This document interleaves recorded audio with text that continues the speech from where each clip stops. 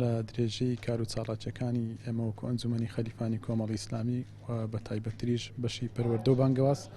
بە پێویستمان زانی کە خولێک بۆ کادیرانی سنوورەکەمان ئەنجام بدەین لەسەر چۆنیەتی کارکردن و کاری بە کۆمەڵکردن و ئەم جۆرە خولانە بە گرنگ ئەزانین بۆ بەرەو پێشبردننی توانای کادیرانمان لە سنوورەکە چونکە وەک دەزانین کە ئێمە لە کۆمەڵە کەسێک هەیە کە شەو نخۆنی ئەکا کار ئەکا لە پێناو گەیاندنی بانگەوازی ئیسلامی بەڵام پێویستە ئەو کارکردنە بە شێوازێک بی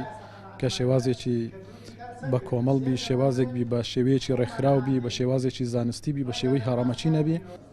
ئەمڕۆ لە خزمەت خوشکبرانی ئەنجومەنی خەلیفانین بۆ پێشکەشکردنی بابەتێکی ڕێکخراوەی پەیوەندیدار بە چۆنیەتی پەرەپێدانی کاری بە کۆمەڵ و کاری بە تیم و کاری بە گروپ. ئەم بابەتێکی گرنگە بە تایبەتی کە ئێمە لە سەروبەندی خۆئامادەکردنین بۆ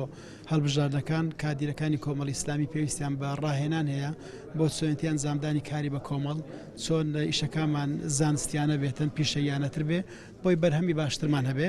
من بابەتێکی گرنگم لەسەر تیمی کار بۆ ئامادەکردوون و ئامادە بوانیش بە خۆشحاڵیەوە وەڵام گۆیەکی باشیان هەیە بۆ بابەتەکە و هیوادارین سوودی هەبێ بۆ هەمولایەک.